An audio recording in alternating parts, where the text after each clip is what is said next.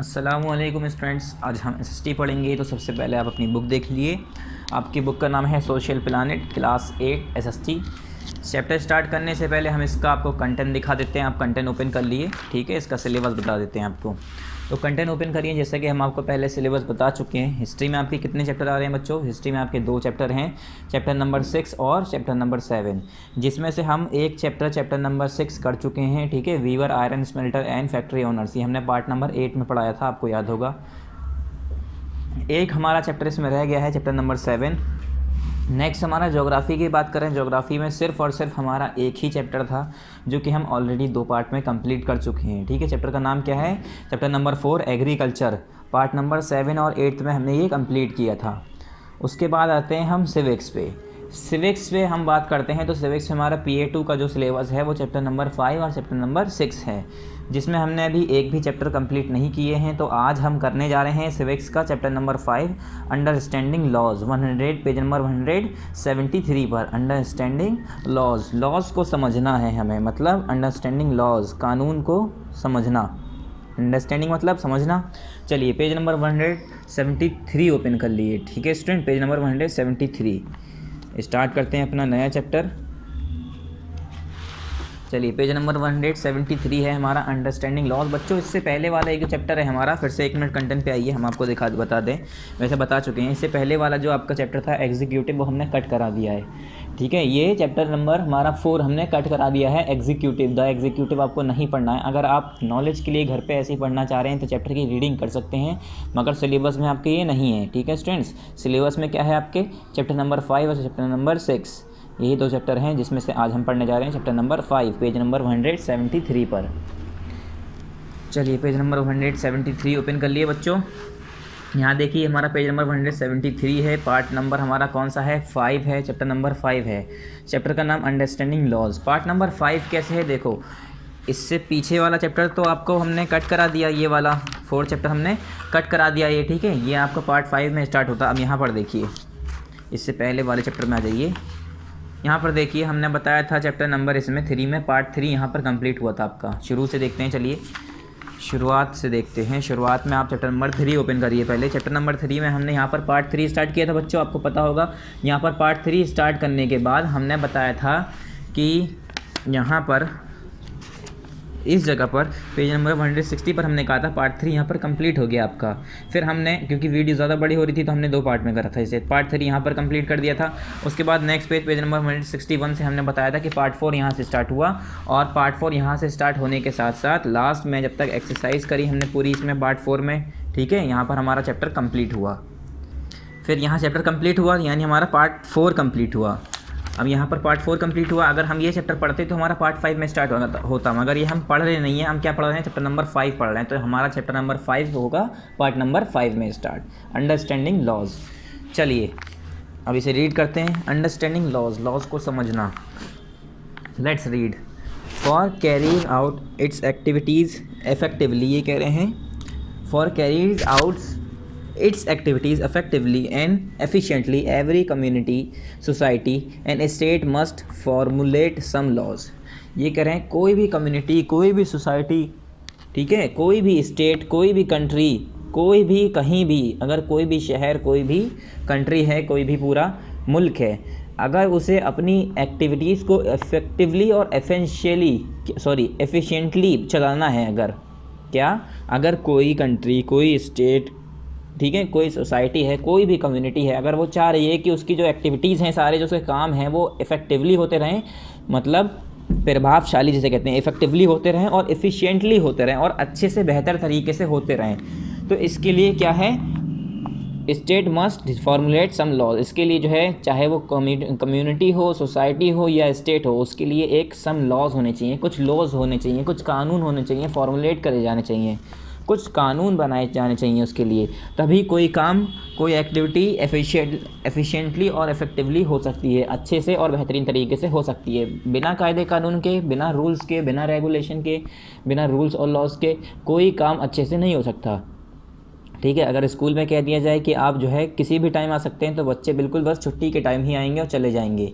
मगर वहाँ पर कायदे कानून बना दिए गए हैं, रूल्स बना दिए गए हैं कि आपको 8 बजे आना है, तो 8 बजे बच्चे आते हैं। और लेट आते हैं तो उनकी क्या होती है, अटेंडेंस नहीं लगती है। तो उससे बच्चे क्या करते हैं, फिर वो सोचते हैं कि हमारा अगर हम लेट गए तो हमारी अटेंडेंस नहीं लगेगी। स्कूल के लॉ है, ये स्कूल का ये कानून है, स्कूल के रूल्स हैं, तो रूल्स को फॉलो करते हैं। फिर अगर रूल्स नहीं बने होंगे तो बच्चे किसी भी टाइम आ रहे हैं, कभी भी जा रहे हैं, कहीं भी बैठ रहे हैं, कहीं भी उठ रहे हैं। ठीक है।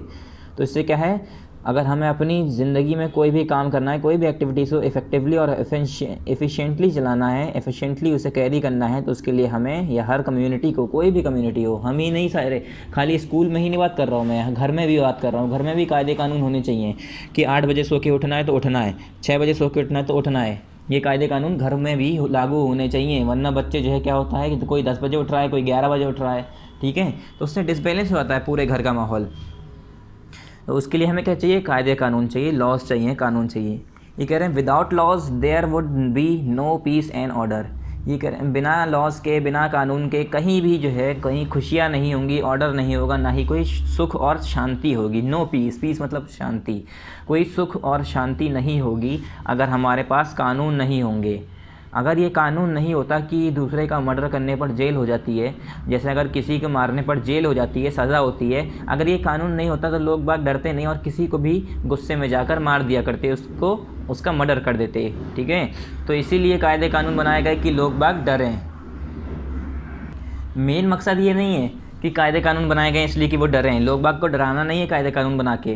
कायदे और कानून मतलब जो लॉज हैं, ये इसलिए नहीं बनाए गए कि लोग बाग डरें, इससे लोग बाग डर गए। ठीक है। मतलब लोग बाग उसके अंडर में, उसके अकॉर्डिंग काम करें। ठीक है। अपनी ज़िंदगियों को ऑर्डर में चलाएं, उसके ज़िंदगी में पीस हो, शांति हो, ठीक है, सुख हो।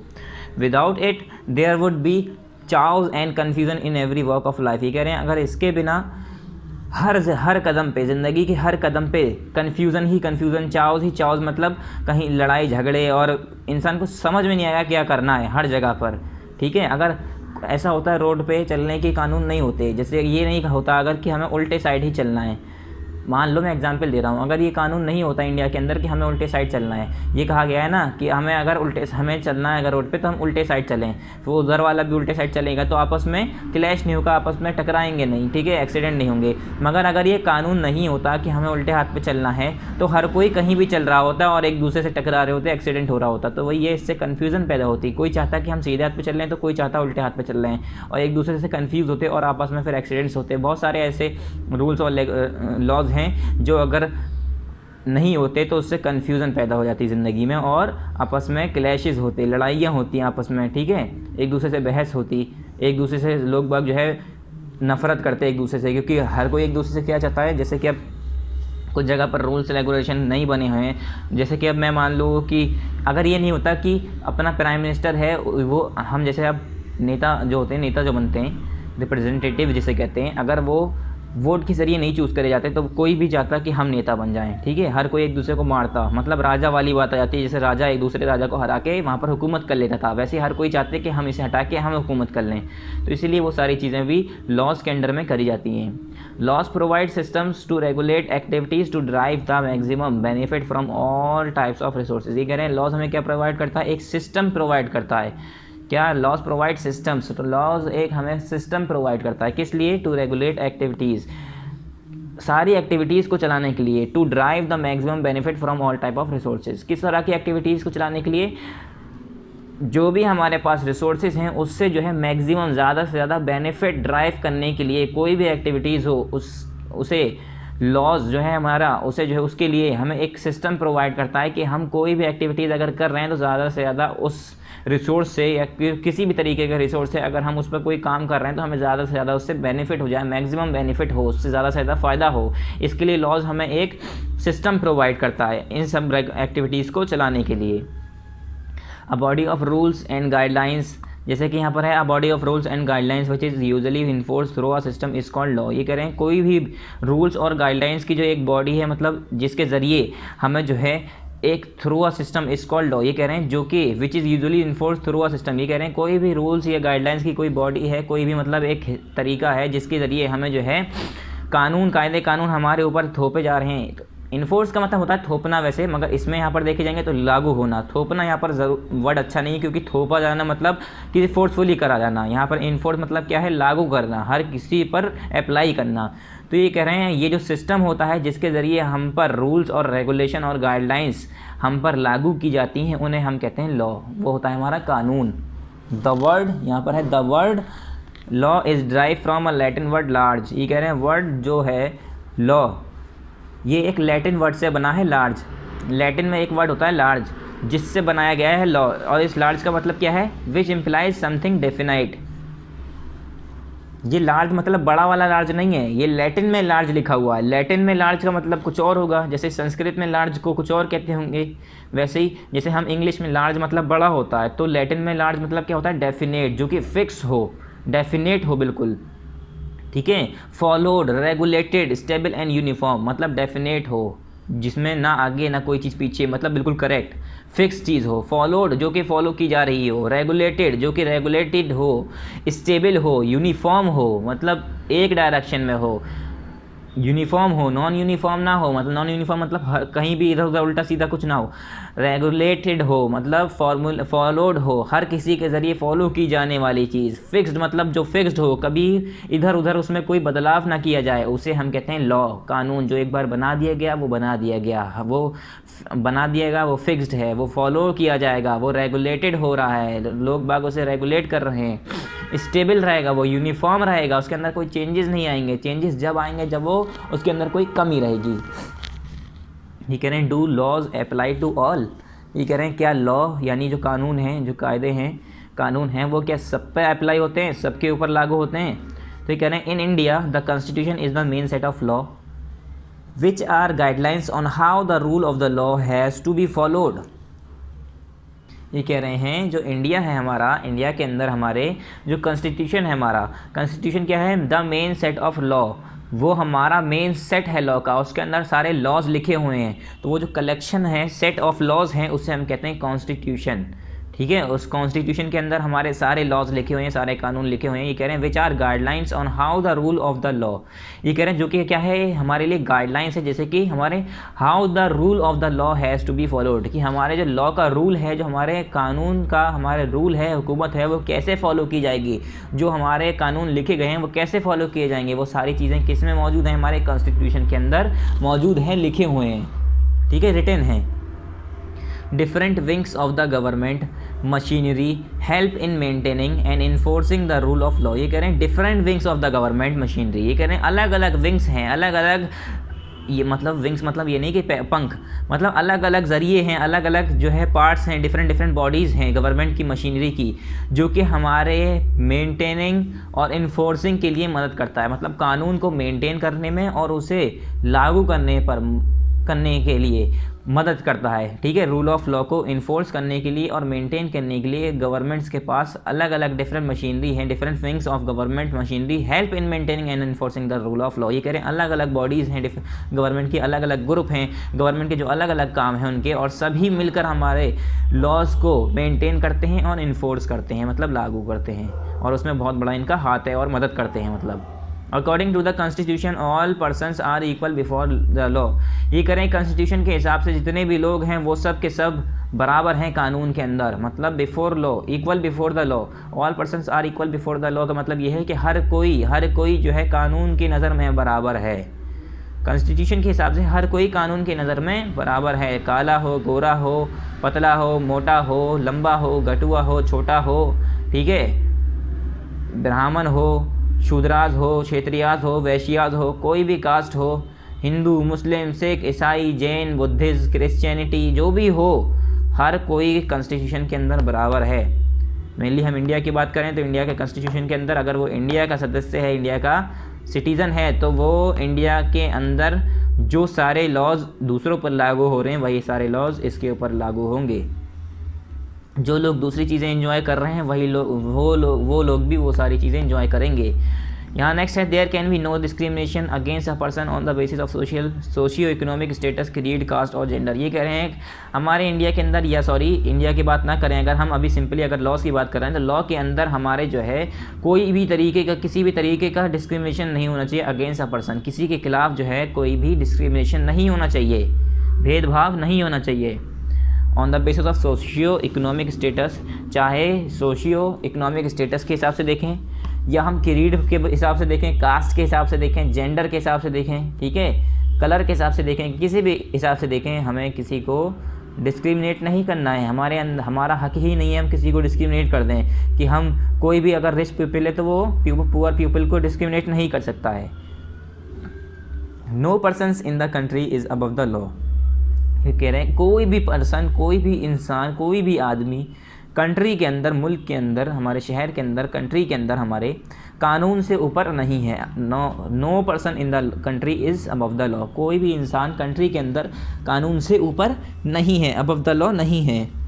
Even the people who hold high offices in the country have to abide by the rule of law. ये कह रहे हैं यहाँ तक कि पीपल जो हैं, लोग बाग हैं, who hold high offices in the country, जिनकी ऊंची ऊंची पोस्ट हैं कंट्री के अंदर, हाई ऑफिसेस उन्होंने होल्ड कर रखे हैं, IAS हैं, PCS हैं, जो भी हैं, चाहे नेता ही क्यों ना हो, have to abide by the rule of law. उन्हें भी रूल ऑफ लॉ के हिसाब से चलना होगा, उन्हें भी रूल ऑफ लॉ के हिसाब से अपनी ज़िंदगी गुजारनी होगी। अब ऐसा नहीं है कि एक IAS ऑफिसर है तो वो रेड लाइट हो रही है तो वो चलता चला जा रहा है। अगर रेड लाइट है तो उसे रोड पे रुकना पड़ेगा, चाहे वो IAS हो, चाहे वो PCS हो, चाहे वो दरोगा हो, चाहे वो नेताजी ही क्यों ना हो, ठीक है। अगर लाइट, लाल बत्ती जल रही है, हमारी जो लाइट होती है ना, स्ट्रीट लाइट जो होती है, हमारी ट्रैफिक लाइट होती हैं, जो स्ट्रीट लाइट नहीं, ट्रैफिक लाइट जो होती हैं, अगर वो रेड है तो रेड है, चाहे वो नॉर्मल इंसान हो, चाहे वो एक रिक्शे वाला हो, चाहे वो कार के अंदर हो, उसे रुकना ही पड़ेगा। हर किसी के लिए कानून बराबर है।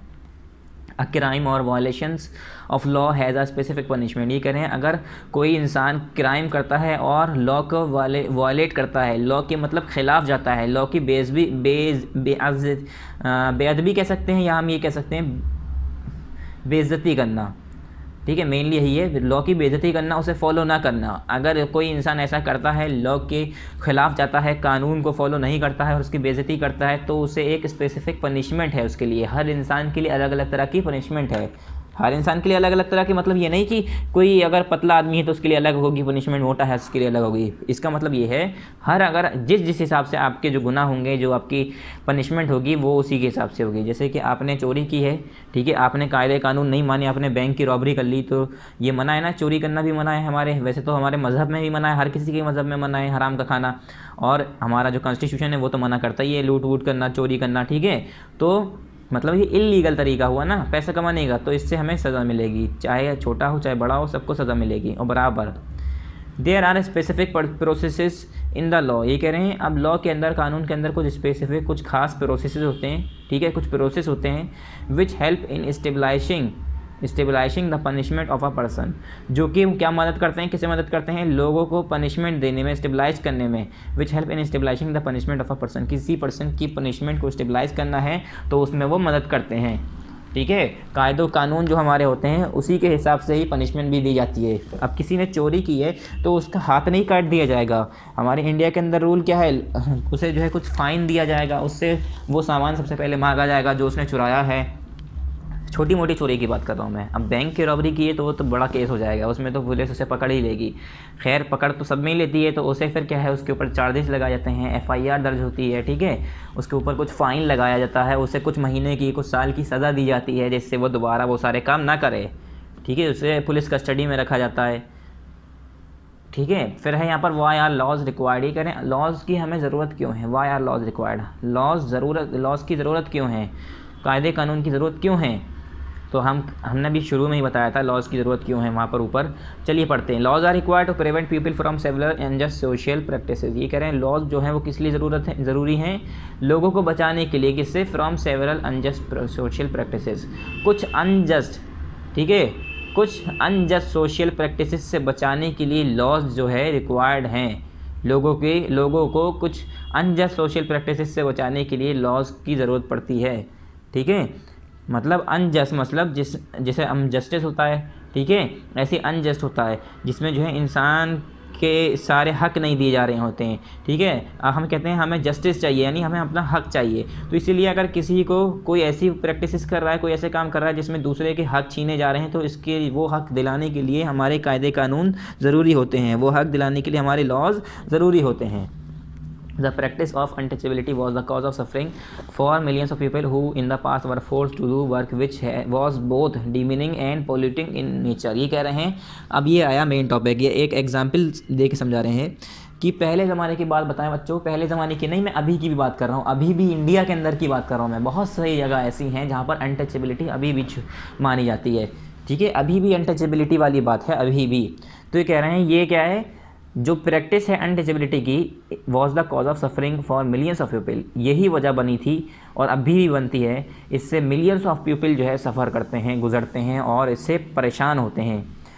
कैसे? Who in the past were force to do work which was both demeaning and polluting in nature. क्या करना पड़ता था इन लोगों को? ये लोग जो नीचे लोग होते थे थोड़े, या गरीब लोग होते थे, या जैसे कि कास्ट बना दी गई थी, शूद्राज, वैश्याज, क्षेत्रियाज, ठीक है, दलित वाले जीव थे, इन्हें जो है ये सोशल ST SC होते हैं, ठीक है, शेड्यूल कास्ट और शेड्यूल ट्राइब वाले जो होते हैं सारे, OBC तो नहीं, अगर मैं बात करूं तो जो हमारे पहले क्या था, नॉन मुस्लिम्स के अंदर जो है कुछ कास्ट बना दी गई थी। सबसे ऊपर थे ब्राह्मण और प्रीस्ट, जो साधु हुआ करते थे, ठीक है, जिन्हें रिलीजियस नॉलेज हुआ करती थी, मज़हब के बारे में अपने पता होता था, उन्हें सबसे ऊपर रखा गया था। और जो नीचे होते थे उन्हें किसान और जो मज़दूर हुआ करते थे उन्हें वो अनटचेबल मानने लगे थे। पहले मकसद ये नहीं था कि गरीबों को अलग कर दें, अमीरों को अलग कर दें, उनके काम के हिसाब से नाम दिया गया था उन्हें, कि जो टीचर होंगे, मतलब जो लोगों को ज्ञान दिया करेंगे, वो प्रीस्ट होंगे, साधु होंगे, ठीक है, ब्राह्मण्स होंगे, क्योंकि उन्हें जो है अपने मज़हब के बारे में नॉलेज थी, तो वो लोग ही पढ़ा सकते थे। उन्हें ब्राह्मण्स के अलग ग्रुप कर दिए, ऐसे शूद्राज, वैश्याज अलग अलग हिसाब से ग्रुप कर दिए गए थे। फिर लोग बाकी सोच बदलती गई और जो सबसे छोटी नीची कास्ट के थे उन्हें क्या करने लगे, वो लोग जो मतलब मज़दूर थे उन्हें अलग नाम दे रखा था। तो उन्होंने उन्हें जो है अनटचेबल करना शुरू कर दिया कि ये अछूत हैं, ये हमें छुएंगे तो हम गंदे हो जाएंगे। ये लोग नाली साफ़ करते हैं, बल्कि नाली साफ़ करना उनका काम नहीं था, ये लोग काम भी उन्हें ही ऐसा दिया करते थे। अब कुएं की सफाई है, कहीं जानवर मर गया तो उन्हें ही बुला रहे हैं कि जानवर को हटाओ, यहाँ से फेंको। तो क्या है, पहले तो काम तुमने ही कराया उनसे, फिर बाद में कह रहे हो तुम ऐसे काम करते हो, तुम हमारे कुएं में पानी नहीं पी सकते, तुम गंदे लोग हो, तुम हमारे बराबर में बैठ नहीं सकते। तो इस तरह से ये सारी चीज़ें होती थी। तो इस तरह की चीज़ों को, अनटचेबिलिटी को ख़त्म करने के लिए हमें किसकी ज़रूरत है? कानून की ज़रूरत है। वही कह रहे हैं वाई आर लॉज रिक्वायर्ड। तो ये कह रहे हैं ये जो है प्रैक्टिस पास्ट में की जाती थी, जिसमें जो है सारे जो ग्रुप हैं, ये अनटचेबल्स जो लोग होते थे, गरीब लोग जो होते थे, इन्हें डिमीनिंग और पॉल्यूटिंग वर्क जो होते हैं नेचर में, वो काम करने को दिया जाता था, गंदा काम, ठीक है, जिसमें कोई इज्जत ना हो, ठीक है, जैसे कि अपने जानवरों को चरवाना, मतलब बहुत सारे ऐसे काम थे बच्चों कि अगर सफाई करनी है तो इन्हें बुला लिया, अपने घर में आने नहीं दे रहे हैं कि हमारा घर अशुद्ध हो गया। ऐसे बहुत सारी चीज़ें होती थी, अभी भी कुछ जगह पर होता है ये। इतना पढ़े लिखने के बाद भी ये सारी चीज़ें होती हैं कुछ जगह पर। When people lake will to change, the government has to take the initiative to force the change to implement the provision of the constitution। ये कह रहे हैं जब लोग बाग जो है खूब ज़्यादा हो जाते हैं, ग्रुप इकट्ठा होता है, और वो अगर वैसे तो ऐसा होता ही है, जब आपने देखा होगा जब बर्दाश्त की हद हो जाती है तो क्या होता है, गवर्नमेंट को जो है इनिशिएटिव लेने पड़ते हैं to force the change to implement the provision of the constitution, कि जो हमारा जो प्रोविज़न है कॉन्स्टिट्यूशन का उसे लागू करने के लिए, to change, force the change, किस लिए? गवर्नमेंट को कुछ इनिशिएटिव्स यानी कुछ कदम उठाने पड़ते हैं इन सारी चीज़ों को रोकने के लिए, अपने कॉन्स्टिट्यूशन के हिसाब से, कॉन्स्टिट्यूशन के प्रोविज़न को बचाने के लिए, इम्प्लीमेंट करने के लिए, लागू करने के लिए फोर्स करना पड़ता है, चेंजेस करने पड़ते हैं। To force the change to implement the provision of the constitution, जो कॉन्स्टिट्यूशन का प्रोविज़न है उसे इम्प्लीमेंट करने के लिए चेंज को फोर्स करना पड़ता है, फोर्स द चेंज, ठीक है, जो चेंजेस हो रहे हैं उसे ख़त्म करना पड़ता है, और अपने कायदे कानून के हिसाब से हर किसी को बराबर हक देना पड़ता है। तो इसीलिए कायदे कानून को बनाए जाते हैं कि हर किसी को बराबर का हक मिल पाए। For example in India girls, जैसे आप एग्जाम्पल दे रहे हैं, for example in India girls were not given any legal right to own their father's property and the property share went to their brothers after their death, father's death. ये कह रहे हैं for example बता रहे हैं, India के अंदर जो पहले औरतें हुआ करती थी, जो लड़कियाँ हुआ करती थी, गर्ल्स हुआ करती थी, उन्हें जो है लीगल राइट नहीं था। किस तरीक़ा का? कौन सा लीगल राइट? कि वो उनके फादर की, उनके पापा की, उनके पिता की, ठीक है, अपने फादर की प्रॉपर्टी में कोई हिस्सा ले पाएँ।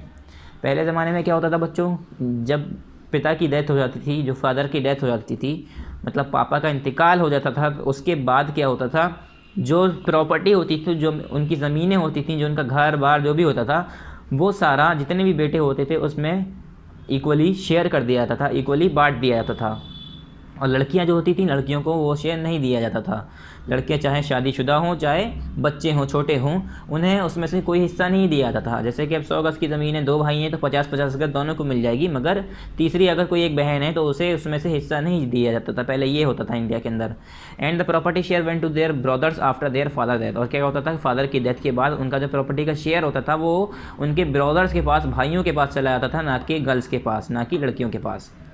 When the issue was raised that when the boy has the right to own his father property, why should a girl be exempted? ये कह रहे हैं एक इशू निकल के आया, एक मुद्दा ऐसा निकल के आया, एक ऐसी बात निकल के आई कि जब लड़का जो है उसके पास ये हक है कि अपने पापा की, अपने फादर की प्रॉपर्टी पे उसका हक है कि उसके डेथ के बाद उसकी फादर की प्रॉपर्टी उसकी हो जाएगी, लड़कों की हो जाएगी, तो लड़कियों को क्यों से निकाला जा रहा है? Why should a girl be exempted? तो लड़कियों को वो हक क्यों नहीं दिया जा रहा है? लड़कियों को उससे क्यों बेदखल कर रखा है? ठीक है, अगर कोई जायदाद में लड़कों को हिस्सा दे रहा है, किसी के पापा का मतलब किसी के फादर हैं, अगर उनकी डेथ हो गई या नहीं भी हुई, बूढ़े हो गए, तो वो अपनी जायदाद को बांटते हैं अपने बच्चों में, तो वो क्यों अब सिर्फ लड़कियों को अलग कर देते हैं, लड़कों को ही क्यों बांटते हैं? तो ये एक बार मुद्दा निकल के आया था। This inequality ended when a law was passed that the girls also have an equal share in the father's property. और ये इनइक्वलिटी जो है, ये जो इनइक्वलिटी थी, ये कब एंड हुई, कब ख़त्म हुई? जब एक कानून निकल के आया। कब? कौन सा कानून? जिसमें ये था कि that the girls also have an equal rights. उसमें ये था कि अब गर्ल्स के पास भी इक्वल राइट है, बराबर का हक है उसकी अपने फादर की प्रॉपर्टी में। ठीक है, जो उसके फादर की प्रॉपर्टी है, जो जायदाद है, उसके पापा की जायदाद है, उसमें लड़कियों का भी बराबर का हिस्सा है। ये जब बात निकल के आई तब से जो है ये इनइक्वलिटी ख़त्म हुई। And if they claim they would be given their share. और अगर वो क्लेम कर देते हैं तो उन्हें उनका शेयर दिया जाएगा। कभी कभी अब भी ऐसा होता है, ठीक है, अब भी ऐसा होता है। आपने देखा होगा कि एक घर में 5 बच्चे हैं, ठीक है, या मान लो 3 बच्चे हैं, जिसमें से एक लड़की है, 2 लड़के हैं, तो लड़कों को शेयर दे दिया जाता है, लड़कियों को अब भी नहीं देते हैं, चाहे कानून बन गया हो। अब लड़की नहीं मांगती हैं, वो अलग बात है, वो सोचती हैं कि हम तो दूसरे घर में चले जाएंगे तो हम क्या करेंगे, हमारे भाइयों को ही मिल जाए बहुत है, ठीक है, तो वो तो लड़की की बहन की अच्छाई है, वो दे देती है। मगर कानून के हिसाब से एक बाप को, एक फादर को 3 हिस्से करने चाहिए। अगर 3 बच्चे हैं जिसमें से 2 लड़की हों या 1 लड़का हो, जितने भी हों, 2, 1 लड़का हो, 1 लड़की हो, 2 लड़के हों, उन्हें 3 हिस्से करने चाहिए, क्योंकि 3 शेयर करे जाते हैं। और अगर चलो वो 2 हिस्से कर रहे हैं, लड़की ने कह दिया कि ठीक है मेरे भाई को दे दो, या अगर तो फिर कुछ बात नहीं है। और अगर 2 हिस्से करे और लड़की ने अगर उसके खिलाफ आवाज़ उठा दी कि मेरा भी हिस्सा होगा, इसमें कानून है अब तो ये, तो उन्हें वो हिस्सा उसका देना पड़ेगा। और मेरे हिसाब से तो अब ऐसे ही डिवाइड करने चाहिए, शेयर ही ऐसे ही बनाने चाहिए एक फादर को कि अपनी लड़की का हिस्सा भी बराबर का निकालना चाहिए। और इक्वल शेयर है, ऐसा नहीं कि अब 100 गज़ की ज़मीन है तो 40-40 बेटे को दे दी, ठीक है, और बची हुई फिर लड़की को दे दी, ऐसा नहीं है। या ऐसा नहीं है कि 35-35 गज़ एक को, 2 को दे दी और 30 गज़ लड़की को दे दी, बराबर बिल्कुल इक्वल राइट्स हैं। ऐसा नहीं कि बस काम चला हुआ है कि बस आवाज़ बंद करने के लिए थोड़ी सी ज़मीन का टुकड़ा दे दिया कि बस शोर ना हो। तो इससे क्या है, ये बराबर का हक दिया जाता है। And if they claim they would be given their share. और ये कह रहे हैं अगर उन्होंने क्लेम कर दिया तो उन्हें अपना शेयर देना पड़ेगा। This was done by the amendment act of 2005 to Hindu succession act. और ये वाला एक्ट ये कब बना था? 2005 में जो अमेंडमेंट एक्ट हुआ था। कौन सा एक्ट? हिंदू सक्सेशन एक्ट में, ठीक है, amendment act of 2005 to Hindu succession act. ये हमारा अमेंडमेंट एक्ट जो 2005 से लेकर हिंदू सक्सेशन एक्ट चला था, उसके बीच में ये बनाया गया था। 2005 में ही आता है। अगर पूछता है कोई कि कब ये वाला लॉ पास हुआ था, तो 2005 ही लिखते हैं हम। Evolution of law in India. ये कह रहे हैं लॉ, इंडिया के अंदर लॉ का एवोल्यूशन होना कैसे, मतलब बदलाव आया, क्या क्या हुआ। During ancient time there were numerous local laws. ये कह रहे हैं एंशिएंट टाइम्स की अगर हम बात करें तो वहाँ पर कुछ लोकल, बहुत सारे न्यूमेरियस लोकल लॉज थे। क्या? न्यूमेरस लोकल लॉज, ठीक है, अलग अलग तरह के न्यूमेरियस लोकल लॉज थे, कानून थे। Many of them overlap in nature and extent of power. ये कह रहे हैं काफ़ी तो उसमें से नेचर से ओवरलैप करते थे, और एक्सटेंड ऑफ पावर, और पावर की को फैलाते थे। People from different sections of the society enjoy different kind of status. मतलब अगर हम सिंपल बात करें तो अलग अलग पावरफुल लोग अलग अलग तरह के कानून चला रहे हैं, अपनी मन मुताबिक, अपनी मर्ज़ी के मुताबिक चले जा रहे हैं। तो वही कह रहे हैं people from different section of the society enjoy different kind of status. ये कह रहे हैं जो लोग थे अलग अलग स्टेटस के, अलग अलग सेक्शन के, जो सोसाइटी के अलग अलग सेक्शन के लोग थे, वो अलग अलग तरह के स्टेटस एंजॉय कर रहे थे। वो कैसे एंजॉय कर रहे थे अभी हम आगे बताते हैं। पेज नंबर 174 ओपन कर लिए। यहाँ पर है द के बाद पेज नंबर 174 द। यहाँ पर देखिए, the punishment for a crime was different for people belonging to different socio economic classes. अब ये बात आ गई कैसे कैसे लोग अलग अलग तरह के इंजॉयमेंट कर रहे थे, अलग अलग तरह के कानून फॉलो हो रहे थे। दोनों मतलब अलग अलग तरह के कानून फॉलो नहीं हो रहे थे, लागू किए गए थे बल्कि। जैसे कि the punishment for a crime, ये कह रहे हैं किसी भी क्राइम के लिए, किसी एक क्राइम के लिए जो पनिशमेंट होती थी, सज़ा होती थी, वो डिफरेंट होती थी for people belonging to different socio economic classes. किसके लिए? वो लोग जो कि अलग अलग डिफरेंट सोशियो इकोनॉमिक क्लास से बिलोंग कर रहे हैं, उनकी सज़ाएं भी अलग होती थी बच्चों।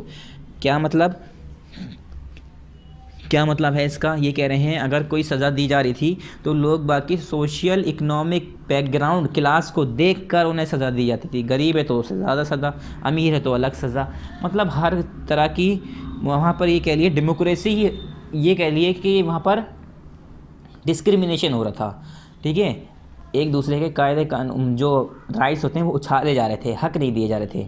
For some specific crimes the punishment given to lower caste was harsher than the punishment given to upper caste. ये कह रहे हैं किसी भी स्पेसिफिक क्राइम के लिए, किसी भी एक क्राइम के लिए अगर हम बात करें, अगर दो इंसान हैं, दोनों ने सेम तरह का जुर्म किया है, तो पनिशमेंट जो होती थी, तो सज़ा होती थी, वो लोअर कास्ट पीपल के लिए, जो नीचे लोग होते थे, जो गरीब लोग होते थे, लोअर कास्ट के लोग होते थे, उन्हें सज़ा खतरनाक दी जाती थी, हार्शल दी जाती थी। ठीक है, मुश्किल सज़ा दी जाती थी। और वही उसी गलती की वजह, उसी गलती की सज़ा, अगर सेम गलती उसी किसी अमीर आदमी ने की है तो उसे जो है कैसी सज़ा दी जाती थी? कम सज़ा दी जाती थी। ठीक है, harsher than the punishment given to the upper caste, उसे थोड़ी लो लेवल की सज़ा दी जाती थी। मान लो अगर किसी ने चोरी कर ली, या किसी ने, ये समझ लो कहीं पर लड़ाई हो गई दो लोगों के अंदर, तो जो अमीर होते थे उन्हें तो थोड़ी बहुत सज़ा दे के, फाइन वाइन दे के छोड़ दिया जाता था, और जो गरीब होते थे उन्हें बहुत कड़ी सज़ा दी जाती थी।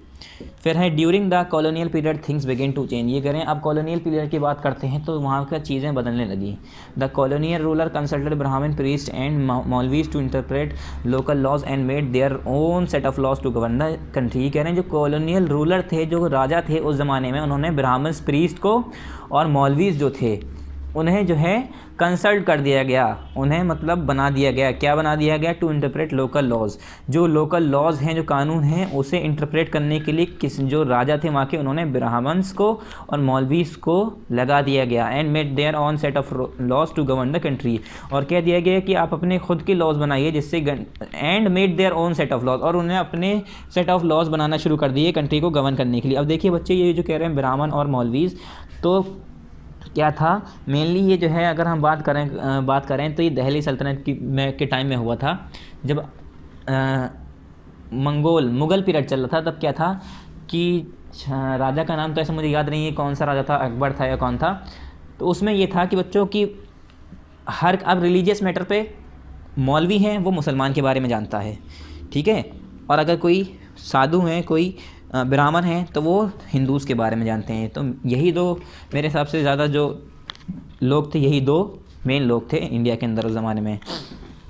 तो क्या है, ये लोग ज़्यादा जानते थे, तो इन्हें जो है सारे जो लोकल लॉज थे, इनके ज़रिए निकाले गए थे कि आप लोग ये जो फालतू के डिस्प्यूट्स हैं, जो मज़हब के हिसाब से जो डिस्प्यूट्स होते हैं, उसे चलाने के लिए, उसे रोकने के लिए आप लोगों को, उन लोगों को मतलब बना दिया गया था, सदर बना दिया गया था एक तरह से, कि आपस में एक दूसरे की राय मशवरा करके सारे मैटर सुलझाने हैं इस तरह से।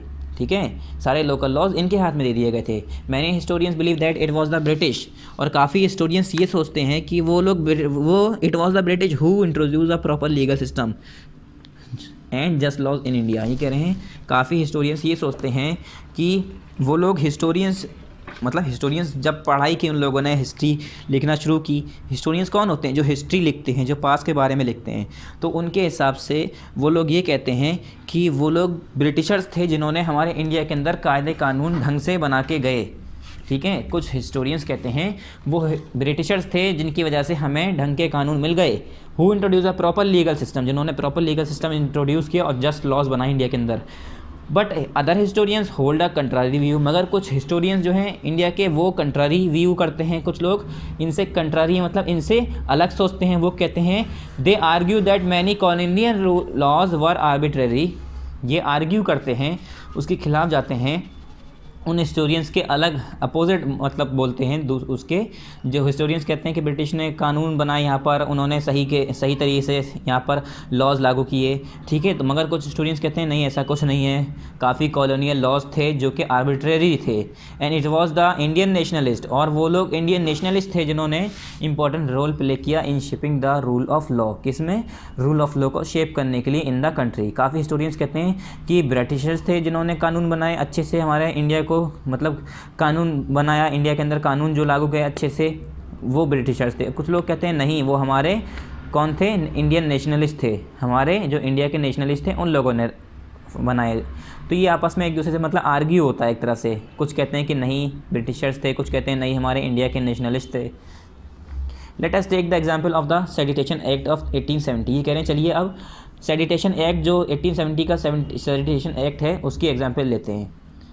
As per the Sedition Act, any person criticizing the British ruler could be arrested and penalized without trial। ये कह रहे हैं सेडिटेशन एक्ट क्या था बच्चों, सेडिटेशन एक्ट ऐसा था उसमें कि कोई भी इंसान अगर ब्रिटिश रूलर्स को क्रिटिसाइज़ कर रहा है, उसके खिलाफ ज़री सी भी आवाज़ उठा रहा है, तो उसे जो है फ़ौरन के फ़ौरन जेल हो जाएगी, और बिना किसी एंड पेनलाइज विदाउट ट्रायल, और उसे पेनल्टी दी जाएगी बिना किसी ट्रायल के। मतलब उसे जेल कोर्ट कचहरी की में तो बात ही नहीं करने देंगे कि आपको कोर्ट चले जाएं और अपील करें कि नहीं जज साहब मेरा ऐसा नहीं है, जज साहब मेरा वकील ये है, अपना वकील लेके जाएं, कुछ नहीं, कोई आवाज़ नहीं सुनाई दी जाएगी। आप हिंदुस्तानी हैं, आपने ब्रिटिशर्स के खिलाफ आवाज़ उठाई, फ़ौरन जेल। ये वाला कानून चल रहा था उस टाइम, ठीक है। कोई लॉ नहीं, कोई कोर्ट नहीं, ठीक है, कोई कचहरी नहीं, direct jail.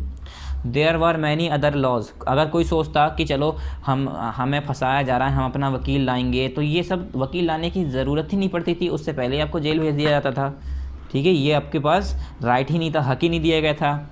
There were many other laws which were frame to protect British interest in India. और ये कह रहे हैं ऐसे काफ़ी लॉज थे, ऐसे काफ़ी कानून थे इंडिया के अंदर जो ब्रिटिशर्स ने बना रखे थे अपने ब्रिटिश इंटरेस्ट को बचाने के लिए, अपने ब्रिटिशर्स को बचाने के लिए। ब्रिटिशर्स ने अपने आप को उनसे प्रोटेक्ट करने के लिए, इंडियंस से बचाने के लिए ऐसे कुछ कानून बना रखे थे जिससे इंडियंस फिर डरने लगे। अब भाई अगर आप उनसे जो है उफ़ भी कर दो और वो तुम्हें जेल में डाल दें, तो अगली बार तो तुम उफ़ करना भी सोचोगे नहीं, तुम सोचोगे चुप ही रहो, उससे बेहतर है कहीं हमें ये जेल में डाल दें, ठीक है। The nationalist leader fought hard to end such laws. और जो हमारे नेशनलिस्ट लीडर थे उन्होंने काफ़ी लड़ाई की, बहुत मुश्किलें उठाई उन्होंने, और इन लॉस को ख़त्म करने के लिए। किस लिए, सिर्फ़ और सिर्फ इन लॉस को ख़त्म करने के लिए। They wanted equal status for both the British and Indians in India. और ये जो हमारे नेशनलिस्ट थे, इंडियन नेशनलिस्ट थे, वो लोग क्या चाहते थे कि ब्रिटिशर्स और इंडियंस जो है हमारे इंडिया के अंदर, उन्हें बराबर का हक मिले, इक्वल स्टेटस हो। अब ऐसा भी नहीं था अब जो हमारे नेशनलिस्ट थे वो ये नहीं चाह रहे थे कि हमारे इंडिया के लोग ही ऊपर हों, ये ब्रिटिशर्स दब जाएं हमसे। वो ये चाह रहे थे हाँ जैसे हम हैं वैसे ये रहें, सब बराबर रहें। और हो क्या रहा था, ब्रिटिशर्स हमें दबा रहे थे, हमारे कायदे का, हमारे जो लॉज थे, हमारे जो हक थे, लॉज नहीं हमारे जो हक थे वो हमसे छीन रखे थे। By the end of the 19th century the legal profession also began to develop in India. ये कह रहे हैं 19वीं सेंचुरी के आखिर की बात करेंगे हम, तो हमारा लीगल प्रोफेशंस जो है डेवलप हो चुका था इंडिया के अंदर, with many Indians joining the legal professions. उस लीगल प्रोफेशंस में क्या था, काफ़ी इंडियंस भी ज्वाइन हो गए थे। मतलब अब इसमें काफ़ी इंडियंस भी जुड़ गए थे इन लोगों के साथ। जो लीगल प्रोफेशंस बना था इसमें जो है इंडियंस भी जुड़ गए थे, इंडियंस भी अपने काम कर रहे थे। Some of them who joined the legal professions rose to the rank of जज। और कुछ तो इसमें जो लीगल प्रोफेशंस मतलब कोर्ट कचहरी वाला सिस्टम शुरू हो गया था। पहले क्या था कि कोर्ट नहीं जाना है, बिना कोर्ट जाए ही तुम जेल, ठीक है, तुम अपनी आवाज़ नहीं उठा सकते, अपना सबूत नहीं रख सकते थे, पहले ये था। बाद में क्या हुआ, ये लीगल प्रोफेशन शुरू हो गया। जैसे अब क्या होता है, अगर दो लोगों की लड़ाई हो जाती है तो एक दूसरे पे केस होते हैं, तो पहले कोर्ट जाते हैं, कचहरी जाते हैं। पहले तो अगर छोटी मोटी बात है तो पुलिस वाले समझा देते हैं, एफ आई आर होती है, ठीक है, उसमें कॉम्प्रोमाइज़ होता है, दोनों का हाथ मिलवाते हैं, कहते हैं अब दोबारा मत लड़ना इस तरह से। और अगर कोई बात बड़ी होती है फिर कोर्ट कचहरी तक बात जाती है। तो पहले क्या था, ऐसे ये सब नहीं हो रहा था, बाद में लीगल प्रोफेशंस बनाए गए और उस लीगल प्रोफेशंस के अंदर इंडियंस भी हमारे ज्वाइन हो गए। कुछ इंडियंस जो है ये कह रहे हैं, एक minute, some of them who join the legal profession, ये कह रहे हैं कुछ लोग जो इंडियंस के जो थे, इंडिया के जो कुछ लोग थे जो इसमें ज्वाइन होते हैं लीगल प्रोफेशंस में, वो यहाँ तक कि उन्होंने इतनी तरक्की की वो जज भी बन गए, कुछ तो जज की रैंक तक पहुँच गए। They begin to defend the legal rights of Indians, और यहाँ तक कि उनका फ़ायदा क्या हो रहा था इससे, अब कुछ लोग जज बन गए, तो जज से क्या फ़ायदा हो रहा था, किसी कोर्ट में कोई जज बन गया तो उससे क्या है, हमारे इंडियंस के जो राइट्स हैं, अगर कोई उसे डिस्क्रिमिनेट करता था तो वो उसे डिफेंड करते थे, बचाते थे, इंडियन के राइट्स को बचाया करते थे। Thus because of efforts of the nationalist leader and the Indian legal professional the laws in India evolve. और इसीलिए जो है कुछ जो हमारे हिस्टोरियंस हैं वो सोचते हैं कि इसी वजह से हमारा जो एफ़र्ट्स हैं जो नेशनलिस्ट लीडर के and the Indian legal professionals, जो हमारे इंडियन लीगल प्रोफेशनल्स हैं, उनके एफर्ट्स और मेहनत की वजह से ही हमारा जो इंडिया है वो इवॉल्व हुआ है, ठीक है, उसके अंदर ही लॉ इवॉल्व हुए हैं, इसी वजह से ब्रिटिशर्स का कोई काम नहीं है, ठीक है। काफ़ी हिस्टोरियंस ये सोचते हैं कि ब्रिटिशर्स ने हमारे कायदे कानून बनाए, कायदे कानून उन्होंने शुरू किए, और कुछ कहते हैं कि हमारे जो नेशनलिस्ट लीडर हैं और जो लीगल प्रोफेशनल्स हैं उनकी वजह से हुआ है। वाई शुड पीपल ओबे लॉज, ये कह रहे हैं लोगों को लॉ को ओबे क्यों करना चाहिए, उसे क्यों फॉलो करना चाहिए। तो पहला है maintenance of law and order makes people obey the laws. ये कह रहे हैं अगर लॉ की मेंटेनेंस होती रही और order makes people obey the laws, और अगर हमारे जो लॉज हैं वो ऑर्डर में रहेंगे तो लोग बाग उसे फॉलो करेंगे, उसे ओबे करना शुरू कर देंगे। अगर कोई मेंटेनेंस ही नहीं है, लॉ कायदा कानून कैसा भी कानून कैसे भी लॉज बना दिए गए हैं तो लोग बाग कहाँ फॉलो करेंगे, ठीक है। Promotion of common welfare also make people obey the laws, और अगर हम कॉमन वेलफेयर को प्रमोट करते हैं, लोगों को बताते हैं, उसके बारे में पढ़ाते हैं, सिखाते हैं, नॉलेज देते हैं, उससे क्या है, लोग बाग उससे भी फॉलो करेंगे laws. Laws help in developing a sense of conforming to the rules of social institution, और लॉज हमें किस में मदद करता है, हमारा जो सेंस ऑफ कन्फर्मिंग है किसके लिए, to the rules of social institution, हमारा जो रूल्स है सोशल इंस्टीट्यूशन का, उससे सेंस ऑफ कन्फर्मिंग के लिए लॉज जो है हमें हेल्प करता है, ठीक है, हमारे सेंस को डेवलप करता है, बढ़ाता है, हमें सिखाता है कि हमें कैसे रहना है ज़िंदगी में, एक दूसरे से कैसे ट्रीट करना है, हमें यहाँ तक कि हमें पढ़ाता भी है, हमारे लॉज क्या है, हमें कानून क्या है, हमें उसके बारे में नॉलेज देता है। How do new laws come about, ये कह रहे हैं अब नए लॉ कैसे आते हैं, नया कानून कैसे बनता है। अब ये क्या है, how do new laws come about, मतलब नए लॉज कैसे आते हैं। चलिए अभी पढ़ते हैं कि लॉज, हमारे नए लॉज अगर कोई लागू होते हैं तो वो कैसे आते हैं, मतलब क्या होता है ऐसा कि जिसकी वजह से नया लॉ बनाना पड़ता है, नए कानून बनाने पड़ते हैं। A question however may come to your mind as that how do parliamentarians feel the need of a new laws in the first place. ये कह रहे हैं कि जो आपके दिमाग में ये क्वेश्चन आ सकता है कि पार्लियामेंट्रियन हैं, जो लोग पार्लियामेंट्री में लोग हैं, हमारी जो पार्लियामेंट है उसके अंदर जो लोग हैं, उन लोगों को कैसे लगता है कि हमें नए लॉ की ज़रूरत है, हमें नया कानून बनाना है। ये फर्स्ट प्लेस से पहली जगह पर, मतलब जब शुरुआत होती है ये बात, तो ये आती कहाँ से उनके दिमाग में, सबसे पहले ये स्टार्टिंग कहाँ से होती है, ठीक है, यही सिंपल पूछना चाह रहे हैं कि एक्चुअली, तो यहाँ पर एक्चुअली इट इज़ सोसाइटी, ये कह रहे हैं एक्चुअली असल में बात करें तो ये सोसाइटी होती है, विच स्टार्ट गिविंग सिग्नल, जो कि हमें सिग्नल देना शुरू करती है कि हाँ हमें नए लॉ की ज़रूरत है, हमें नए लॉ की ज़रूरत है। ये गवर्नमेंट के जो पार्लियामेंट के लोग होते हैं वो लोग खुद नहीं करते हैं, ये कौन होता है, सोसाइटी होती है जो कि हमें सिग्नल देना शुरू करती है that a new law is needed, कि हमें नए लॉ की मदद ज़रूरत है। ये हमें कौन बताता है, हमें सोसाइटी की मदद से हमें पता चलता है, मतलब जो हमें नहीं, मतलब हमारी मदद से पार्लियामेंट्रियंस को फील होता है कि नए लॉ की ज़रूरत है। कैसे, सोसाइटी जो है एक तरह से सिग्नल देती है। ये कह रहे हैं यहाँ पर फिर many pressure groups in the country play important role, ये कह रहे हैं काफ़ी प्रेशर ग्रुप्स होते हैं जो कंट्री के अंदर, वो इंपॉर्टेंट रोल प्ले करते हैं। Important role articulating public opinion to the parliament, किस लिए, इन द कंट्री, ये कह रहे हैं काफ़ी प्रेशर ग्रुप होते हैं जो कि कंट्री के अंदर इंपॉर्टेंट रोल प्ले करते हैं, किस लिए, जो पब्लिक का ओपिनियन है वो पार्लियामेंट तक पहुंचा सके, इसलिए टू आर्टिकुलेट, यहाँ टू होना चाहिए, यहाँ पर वर्ड हटे हैं। ये कह रहे हैं role to articulating public opinion to the parliament, parliament के पास तक पब्लिक का ओपिनियन पहुँचाने में कुछ प्रेशर्स ग्रुप होते हैं वो बहुत ज़्यादा रोल प्ले करते हैं, जिससे जो है पब्लिक का क्या ओपिनियन है ये पार्लियामेंट को पता चले कि पब्लिक क्या सोचती है, पब्लिक का क्या कहना है, क्या सोचना है, ये बताने के लिए कुछ प्रेशर ग्रुप हैं जो कि बहुत ज़्यादा मददगार होते हैं, बहुत ज़्यादा हेल्पफुल होते हैं, जो कि बताते हैं कि पार्लियामेंट जो है हमारी जो पब्लिक है उसका ओपिनियन क्या है, ठीक है, उसका नज़रिया क्या है, वो क्या सोचती है। फिर जब वो बताते हैं तो उससे उन्हें लगता है कि यानी पब्लिक को ये चीज़ अच्छी नहीं लग रही, ये चीज़ अच्छी लग रही है, तो हमें इस हिसाब से लॉ बनाना चाहिए। या कभी कभी क्या होता है, यहाँ पर है the media also plays an important role, और इसमें जो है मीडिया भी कुछ इंपॉर्टेंट रोल प्ले करती है।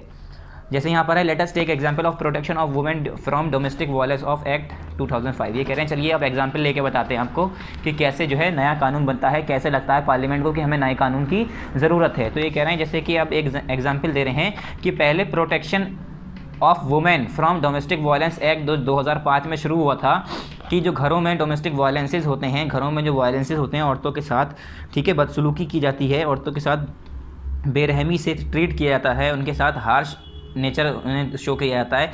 तो ये एक्ट, इससे बचाने के लिए एक एक्ट हुआ था 2005 में। क्या था उसमें? Women from protection of women from domestic violence act, मतलब औरतों को बचाना घर के जो वायलेंस के जो एक्ट हैं उससे, 2005 में। To understand the different processes which are involve in the making of a new law. ये कह रहे हैं चलिए अब इसे समझने के लिए हमने ये आपको एग्जांपल दिए, यहाँ से स्टार्ट होगा पूरा, ठीक है। मतलब ये बताएंगे आपको डिफरेंट स्टेप्स, डिफरेंट प्रोसेसेस, कैसे लॉ लागू होता है, कैसे कानून बनते हैं, ठीक है। तो ये अब इन्होंने एग्जाम्पल लिए जिसमें औरतों को घरों में जो मारा पीटा जाता है दहेज के लिए या जैसे भी किसी भी वजह से, जो औरतों को घर में सप्रेस करके रखा जाता है, दबा के रखा जाता है, मारा पीटा जाता है, उन्हें खूब डरा के रखा जाता है, तो उसके खिलाफ आवाज़ उठाई गई थी 2005 में। इसके लिए एक क्या बना था? डोमेस्टिक वायलेंस एक्ट निकला था। तो अब यहाँ पर स्टार्ट हुआ, इंडिया इज़ अ क्या है, पाट्रियर्शियल, क्या पाट्रियर्शियल। अब देखो ये मतलब है, ये कह रहे हैं इंडिया एक पाट्रियर्शियल सोसाइटी है which where males play a dominant role. India जो है एक पाट्रियर्शियल सोसाइटी है, क्या? एक पाट्रियर्शियल सोसाइटी है जिसमें जो हमारे डोमिनेंट लोग होते हैं वो कौन है? मेल हैं। जो हमारे डोमिनेंट रोल प्ले करते हैं वो कौन है? मेल हैं। जो मर्द हैं वो हमारे इंडिया के अंदर, जो हमारी एक ऐसी इंडिया सोसाइटी है, इंडिया एक ऐसी सोसाइटी है जिसके अंदर हमारे जो मेल हैं, जो मर्द हैं, जो आदमी हैं, वो डोमिनेंट रोल प्ले करते हैं, डोमिनेंट हैं, ठीक है। मतलब औरतों पर डोमिनेंट मतलब ये होता है हावी, या ये कह सकते हैं मोर पावरफुल। तो ये कह रहे हैं more often than not women are at the receiving end of a male domination. ये कह रहे हैं ज़्यादातर देखा जाए तो वुमेन जो है वही हमारे क्या है, रिसीविंग एंड है ऑफ मेल डोमिनेशन। मतलब अगर देखा जाए तो सारी डोमिनेशन जो मेल की निकलती है वो कहाँ पर निकलती है? वुमेन के ऊपर ही निकलती है। जहाँ पर मेल डोमिनेट करता है वो कहाँ पर डोमिनेट करता है? फीमेल के ऊपर, वुमेन के ऊपर, औरतों के ऊपर ही वो जो है क्या दिखाता है कि हम पावरफुल हैं। तो ये क्या है? The males usually try to dictate the way a women should live. ये कह रहे हैं, और जो मेल्स होते हैं वो यूजुअली नॉर्मली तौर पर क्या करते हैं, वो औरतों के ज़िंदगी गुजारने के वे जो है उसके ऊपर डिक्टेट करते हैं, मतलब एज अ डिक्टेटर ट्रीट करते हैं, उन्हें अपने इशारों पर चलाते हैं। Sometimes this domination takes the extreme form of violation of basic rights of women। और ये क्या कह रहे हैं, कभी कभी इस तरह का डोमिनेशंस क्या होता है, इस तरह के डोमिनेशन से कुछ एक्सट्रीम फॉर्म के वॉलेशंस उठते हैं जो कि वुमेन के बेसिक्स राइट्स को वॉलेट कर देते हैं, ठीक है। वुमेन्स के बेसिक्स राइट्स को वॉलेट कर रहे होते हैं। ऐसे कुछ यूजुअली डोमिनेशन अगर हो रहे होते हैं, वहाँ पर क्या होता है, वॉलेशंस हो रहे होते हैं वुमेन्स के बेसिक्स राइट्स के, उनके हक छीन रहे होते हैं, उनके हक की वॉलेशन की जा रही होती है। वुमेन आर वर्बली और फिज़िकली अब्यूज़। ये कह रहे हैं किस तरह से, जैसे कि औरतें होती हैं या तो फिर मुंह से या फिज़िकली उन्हें अब्यूज़ करा जा रहा होता है, या तो फिर मुंह से बुरा भला कहा जा रहा होता है, गालियाँ बकी जा रही होती हैं, या तो फिर उन्हें हाथों से उन्हें मारा जा रहा होता है, पीटा जा रहा होता है, ठीक है। Which is term as domestic violence, जिसे ही हम कहते हैं डोमेस्टिक वायलेंस। इसी तरह के वायलेंस को हम कहते हैं डोमेस्टिक वायलेंस। डोमेस्टिक वायलेंस, घरेलू जो वायलेंस किए जाते हैं उसे हम कहते हैं डोमेस्टिक वायलेंस। इंजरी और हार्म और द थ्रेट ऑफ इंजरी और harm of an adult mail. ये कह रहे हैं इससे क्या होता है, डोमेस्टिक वायलेंस में क्या होता है, इंजरी हो जाती है, हार्म नुकसान पहुंचता है फीमेल को, मारते हैं पीटते हैं तो उससे तो लगेगी, और थ्रेट ऑफ इंजरी और harm of an adult male to the wife, daughter और mother is term as domestic violence. ये कह रहे हैं मदर जो मेल हैं उसकी वजह से किसी औरत को चोट आई, चाहे वो औरत हो, चाहे बेटी हो, चाहे वाइफ हो, अगर वो औरत है उसे अगर उसके वायलेंसेस उसके ऊपर किए जा रहे हैं, ठीक है, उसके साथ बदसलूकियाँ की जा रही हैं, उसे इंजरी दी जा रही है, ठीक है, और ये कह सकते हैं हम उसे हार्म किया जा रहा है, मतलब नुकसान पहुंचाया जा रहा है, तो वो सब किस में आ जाता है, डोमेस्टिक वायलेंस में आ जाता है। किसी भी तरीके का आप उसे परेशान कर रहे हैं तो वो डोमेस्टिक वायलेंस में आ जाता है। There has always been continuous demand for a stringent law. ये कह रहे हैं अभी भी यहाँ पर जो है कंटिन्यूस डिमांड है इस चीज़ की कि हमें एक ढंग का लॉ बनाया जाए, एक बढ़िया कानून बनाया जाए, which could work as a deterrent against for domestic violence, जो कि हमारा एज अ डिटरेंट एक्ट कर पाए अगेंस्ट अ डोमेस्टिक वायलेंस, मतलब जहाँ जहाँ डोमेस्टिक वायलेंस होते हैं उसके खिलाफ वो जो है प्रोटेक्शन की तरह काम कर पाए, ऐसा हमें कानून बनाना चाहिए। जैसे कि कहीं भी डोमेस्टिक वायलेंस हो रहा हो अगर, या ना भी हो अगर कोई करना चाह रहा हो तो वो कायदे कानून के हद में रहकर ना कर पाए, कायदे कानून जो उसके ऊपर लागू किए गए हैं उससे वो ना कर पाए। Many women's organization muted the idea of helping women who had suffer domestic violences, और काफ़ी तो अब ऑर्गेनाइजेशंस बना दी गई हैं, औरतें होती हैं उसमें, क्या होता है वुमेंस ऑर्गेनाइजेशन कहते हैं, उसमें क्या होता है औरतों के लिए होती है वो, जैसे कि अगर किसी घर में किसी औरत को हक नहीं दिया जा रहा है, उसे खूब मारा पीटा जा रहा है, तो वो अगर किसी ऑर्गेनाइजेशंस में जाके शिकायत कर दे, ठीक है, कहीं भी जाके शिकायत कर दे, तो ऐसे बहुत सारे ग्रुप होते हैं जो ऑर्गेनाइजेशन लोग बाग नॉर्मली खुद बना लेते हैं, ठीक है, कि औरत बचाओ आंदोलन और पता नहीं क्या क्या ऐसे ग्रुप होता है बाकायदा, उसमें खूब सारी औरतें होती हैं, वो लोग क्या करती हैं उसके खिलाफ आवाज़ उठाती हैं बाकायदा, ठीक है, और उन्हें मदद करती हैं, जो कि डोमेस्टिक वायलेंस जिन्हें सफ़र हो रहा होता है, जो कि डोमेस्टिक वायलेंस जो झेल रही होती है, जिससे डोमेस्टिक वायलेंस से परेशानी हो रही होती है, परेशानी तो सबको ही होगी, मतलब सिंपल ये है जिसके ऊपर डोमेस्टिक वायलेंस किया जा रहा है, तो उन्हें मदद करने के लिए काफ़ी वुमेंस ऑर्गेनाइजेशन ऐसी बना दी गई हैं। इवन पॉलिटिकल ऑर्गेनाइजेशन, यहाँ तक कि काफ़ी जो है पॉलिटिकल ऑर्गेनाइजेशन है जो wanted a law to come into effect, जिसे क्या चाहिए, एक लॉ चाहिए, कानून चाहिए इफेक्ट में आने के लिए। कुछ पॉलिटिकल ऑर्गेनाइजेशन हैं जो कि पॉलिटिकली ऑर्गेनाइज की गई हैं, मगर उन्हें कुछ क्या चाहिए, एक लॉ चाहिए, कानून चाहिए जो कि हमारे इफेक्ट में आ पाए, ठीक है, उसे हम अप्लाई कर पाएँ, उसके लिए एक कानून चाहिए कि हाँ अब आप लागू कर सकते हैं, आपकी ऑर्गेनाइजेशन ठीक है, आपका कानून ठीक है, आपकी सोच ठीक है, तो उसके लिए लॉ चाहिए, कानून चाहिए। ये कह रहे हैं थ्रू आउट द 1990s, 1990 की बात कर रहे हैं ये, throughout the 1990s many protest rallies public, ये कह रहे हैं काफ़ी प्रोटेस्ट रिलीज निकली, पब्लिक प्रोटेस्ट हुए, अवेयरनेस प्रोग्राम्स हुए, were launch to create pressure on the government. ये सब किस लिए करा गया कि गवर्नमेंट के ऊपर प्रेशर बनाया जाए, किस लिए कि अगर ऐसे रैली निकलेंगी, सड़कें जाम करेंगे, लोग बाग अवेयरनेस प्रोग्राम करेंगे, तो गवर्नमेंट को लगेगा कि हाँ लग रहा है। अब देखिए अगर औरतें घर में बैठ के पिटी जा रही हैं, घर में सहती जा रही हैं, तो यहाँ तक कि गवर्नमेंट को छोड़िए उनके भाई बहनों को भी नहीं पता चलेगा कि हमारी बहन हमारे या जो भी हो बेटी, उसे जो है इतनी तकलीफ़ें हो रही हैं, तो उसके लिए क्या है, उसे आवाज़ उठानी पड़ेगी, बताना पड़ेगा। तो इस तरह कि गवर्नमेंट को गवर्नमेंट तक आवाज़ पहुँचाने के लिए लोग बाग क्या करते हैं, रैलीज़ निकालते हैं, प्रोटेस्ट करते हैं, ठीक है, रैलीज़ निकालते हैं, पब्लिक प्रोटेस्ट करते हैं, अवेयरनेस प्रोग्राम करते हैं, मीडिया की हेल्प लेते हैं, ठीक है, तो जिससे कि गवर्नमेंट तक हमारी आवाज़ जा पाए और उसके खिलाफ कोई एक्शन ले पाए।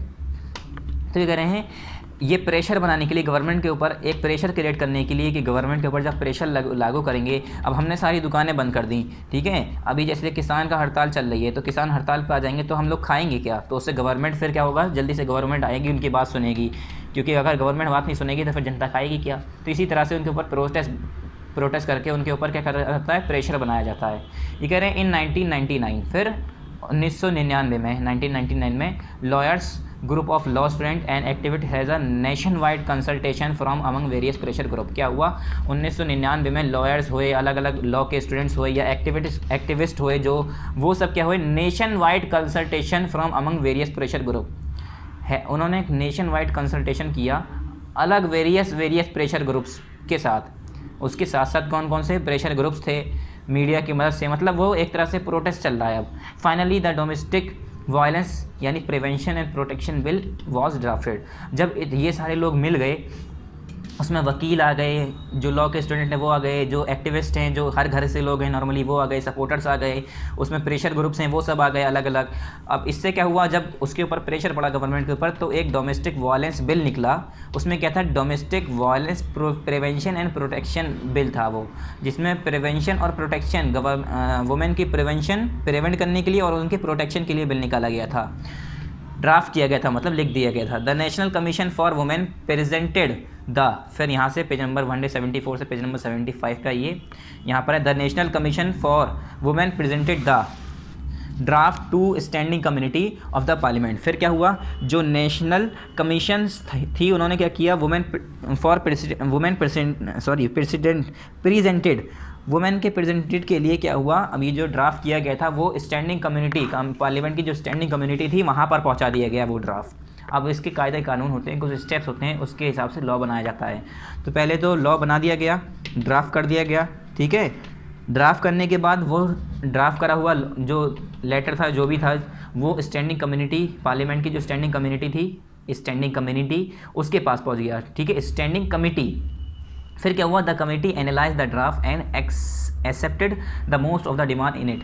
फिर क्या करती है कमेटी, जो है उस ड्राफ्ट को एनालाइज करती है, देखती है, उसे पढ़ती है कि क्या क्या डिमांड है, और काफ़ी ज़्यादातर डिमांड है उसमें से फिर डिमांड्स जो होती हैं वो पूरी कर दी जाती है, जो मांगे होती हैं वो पूरी करती है। The standing committee submitted its report to the Rajya Sabha in 2002। फिर 2002 में जो स्टैंडिंग कमेटी थी उसने, मतलब अब देख लिए कितना साल लग रहा है, 1999 से शुरू हुआ है, फिर 2002 में जाके स्टैंडिंग कमेटी ने अपना रिपोर्ट जो है राज्यसभा को भेजी 2002 में, यानी 3 साल बाद। अब इतने धीरे काम हो रहा है, ये भी तो बुराई है फिर। And later to the Lok Sabha, और राज्यसभा के बाद फिर लोकसभा के पास गए वो। Finally a new bill was introduce in the parliament, और उसके बाद क्या हुआ, एक नया बिल पार्लियामेंट के अंदर इंट्रोड्यूस हो गया। And was passed by both the houses of the parliament. और फिर बाद में क्या हुआ, जब 2002 में पहले लोकसभा के, राज्यसभा गया, लोकसभा गया, और फाइनली दोनों ये बिल जो है पास हो गया, और दोनों हाउसेज से, जो मैंने बताया था ना कि हमारे कितने हाउसेज होते हैं, 2 हाउसेज होते हैं, दोनों हाउसेज से पास हो गया। उसके बाद after that it was sent to the president for final assent. जब सब जगह से, सब स्टेजेस से पास हो गया बिल, तो उसके बाद फाइनल असेंट के लिए, फाइनली जो एक बार देखने के लिए पहुंचा गया, वो प्रेसिडेंट के पास पहुंचाया गया। फिर क्या होता है, 10 the protection of women from domestic violence act came into effect in 2007। और जब प्रेसिडेंट ने भी उसे राज़ी कर दिया, मतलब प्रेसिडेंट ने भी उसे अलाउ कर दिया, उसके बाद वुमेन प्रोटेक्शन एक्ट, जो डोमेस्टिक वायलेंस से जो बचाने के लिए protection of women act start हुआ था, ये जो है 2006 में लागू हो गया, ठीक है, इफेक्ट में आ गया 2006 में। मतलब ये राज़ी हो गए कि लोग बाग, जो मतलब जो गवर्नमेंट थी उसने एक्ट निकाल दिया, कानून बना दिए कि घर में लोग बाग अपनी औरतों को, अपनी बेटियों को, अपनी वाइफ को इस तरह से नहीं मार सकते, ठीक है, उनके साथ वायलेंस नहीं कर सकते। तो फिर यहाँ पर है next, let us summarize the key point from the above example. ये कह रहे हैं, चलिए अब इस जो हमने एग्जाम्पल आपको दी, इससे कुछ की पॉइंट्स आपको समझाते हैं, उससे समराइज़ करते हैं, मतलब एक समरी देखते हैं। ये कह रहे हैं, citizens play an important role in stressing the need for a new law. सबसे पहली बात कि सिटीजन्स जो होते हैं, जो लोग बाग होते हैं, वो एक इंपॉर्टेंट रोल प्ले करते हैं, किसमें, in stressing the need for a new law, ये बताने के लिए कि हमें जो है नई लॉ की ज़रूरत है, हमारी सिटीज़न बहुत ज़्यादा उसमें इंपॉर्टेंट रोल प्ले करती है। फिर है, different pressure groups and the media provide a channel through which the citizens can raise their voice. ये कह रहे हैं, अलग अलग प्रेशर ग्रुप्स और जो मीडिया है वो हमें जो है चैनल प्रोवाइड करती है, जिसके ज़रिए जो हमारे सिटीजन्स हैं, जो हम लोग हैं, वो अपनी आवाज़ों को उठा सकते हैं, लोगों तक पहुंचा सकते हैं। अगर टीवी नहीं होती, मीडिया नहीं होती, ठीक है, तो इसके ज़रिए हम दूसरों को कैसे पता चलता कि यहाँ पर भूख हड़ताल है, यहाँ के लोग इस वजह से लड़ रहे हैं। जैसे अब हर जगह फार्मर, किसानों की बात चल रही है, तो टीवी के ज़रिए तो पता चल रहा है कि किसान हड़ताल पे हैं, इस तरह से कैसे पता चल रहा है, मीडिया के ज़रिए। Demand for a new law needs to be submitted to the parliamentary standing committee. और अगर नई लॉ की कोई डिमांड है तो उसकी ज़रूरत पड़ती है कि उसे हम जो है सबमिट कर लें, कहाँ पर सबमिट करें, पार्लियामेंट्री स्टैंडिंग कमेटी में। किसके ज़रिए, थ्रू अ प्रॉपर फॉरम, एक थ्रू प्रॉपर फॉरम के ज़रिए, जिससे हम उसे सबमिट कर पाएँ पार्लियामेंट्री स्टैंडिंग कमेटी में। The parliamentary standing committee present its report to both the house of parliament. फिर क्या होता है, जो पार्लियामेंट्री स्टैंडिंग कमेटी होती है वो उसकी रिपोर्ट, अपनी खुद की रिपोर्ट दोनों हाउसेज में, पार्लियामेंट के दोनों हाउसेज में डिस्कस करती है और उसे रिप्रेजेंट करती है, मतलब शो करती है, उसे फिर डिस्कस किया जाता है। Once the bill is pass by both the houses of the parliament. फिर क्या हुआ, जब लोकसभा और राज्यसभा, यानी जो दोनों हाउसेज हैं पार्लियामेंट के, वहाँ से एक बार जब बिल पास हो जाता है, it is sent to the president for final assent. फिर लास्ट में बिल भेजा जाता है, वो भेजा जाता है प्रेसिडेंट के पास फाइनल देखने के लिए। After the president assent, necessary procedure are follow to bring the new law into effect. फिर क्या हुआ, जब प्रेसिडेंट का एसेंट हो गया, प्रेसिडेंट ने उस पर नज़र डाल ली, प्रेसिडेंट ने उसे देख लिया, ठीक है, प्रेसिडेंट ने उसे लागू कर दिया, तो प्रेसिडेंट ने राज़ी हो गए, तो उसके बाद नेसेसरी प्रोसीजर लगाए जाते हैं, कुछ उसके प्रोसीजर होते हैं, प्रोसीड्यूर होते हैं उसके, जो कि फॉलो करके वो नए लॉ एक्ट में इफ़ेक्ट में लाए जाते हैं, मतलब उस कानून को फिर उसे लागू किया जाता है। अनपॉपुलर एंड कंट्रोवर्शियल लॉ, ये कह रहे हैं अनपॉपुलर और कंट्रोवर्शियल लॉ क्या होते हैं। यहाँ है sometimes the parliament passes a law which may be unpopular and may not get the public support. ये कह रहे हैं कभी कभी ऐसा होता है कि पार्लियामेंट जो है कुछ ऐसे लॉज पास कर सकती है जो कि अनपॉपुलर होते हैं और उसे पब्लिक सपोर्ट ना मिले। क्या, कभी कभी पार्लियामेंट ऐसे लॉज पास कर देती है जो कि अनपॉपुलर होते हैं और उसे पब्लिक सपोर्ट ना मिले। चलिए स्टूडेंट्स, ऐसा करते हैं हम यहाँ पर अपना पार्ट ख़त्म कर देते हैं यहीं पर, ठीक है। ज़्यादा करेंगे तो हमारी वीडियो बड़ी हो जाएगी, अभी एक्सरसाइजेज भी हैं आपकी, ठीक है स्टूडेंट्स। चलिए, तो यहाँ पर हम अपना पार्ट ख़त्म कर देते हैं, फिर नेक्स्ट पार्ट हम यहाँ से स्टार्ट करेंगे, ये वाला ले लेंगे, छोटी सी वीडियो बन जाएगी और उसके बाद हमारा एक्सरसाइज ले लेंगे। तो यहाँ पर हमारा बच्चों पार्ट नंबर 5 स्टार्ट हुआ तो आप यहाँ पर लिख लिए पार्ट नंबर 5 कंप्लीटेड। यहाँ पर हमारा पार्ट नंबर 5, इस जगह पर हमारा पार्ट नंबर 5 कंप्लीट हो गया है, ठीक है। तो यहाँ पर आप लिख लिए पार्ट, हम लिख दे रहे हैं, आप भी लिख लिए पार्ट 5 कंप्लीटेड। यहाँ पर पार्ट 5 हमारा कंप्लीट हो गया है, ठीक है स्टूडेंट। यहाँ पर हमारा पार्ट 5 कंप्लीट हो गया है। यहाँ लिखेंगे हम पार्ट 6 स्टार्ट, यहाँ पर हमारा पार्ट 6 स्टार्ट होगा, ठीक है स्टूडेंट्स। यहाँ पर हमारा पार्ट 6 स्टार्ट होगा। यहाँ पर आज का आपका पार्ट 5 कंप्लीट हो गया है। नेक्स्ट टाइम हम जो पढ़ेंगे वो होगा हमारा पार्ट 6। इसमें हम यहाँ से पढ़ेंगे अनपॉपुलर एंड कंट्रोवर्शियल लॉज। अगर हम आज पढ़ते हैं तो हमारी वीडियो ज़्यादा बड़ी हो जाएगी, लेक्चर ज़्यादा बड़ा हो जाएगा, तो इसलिए हम ये पढ़ेंगे। उसके बाद हमारी सारी एक्सरसाइजेज होंगी पार्ट 6 में, ठीक है स्टूडेंट्स। ये हमने एक्सरसाइज ऑलरेडी कर रखी है, ये आपको हम पार्ट 6 में कराएंगे। तो यहाँ पर आपका पार्ट 5 कंप्लीट हो गया स्टूडेंट्स, ठीक है students. So thank you very much. Next time हम इसका पार्ट 6 पढ़ेंगे। आज हमारा पार्ट 5 कंप्लीट हुआ है। So thank you very much. अस्सलाम वालेकुम।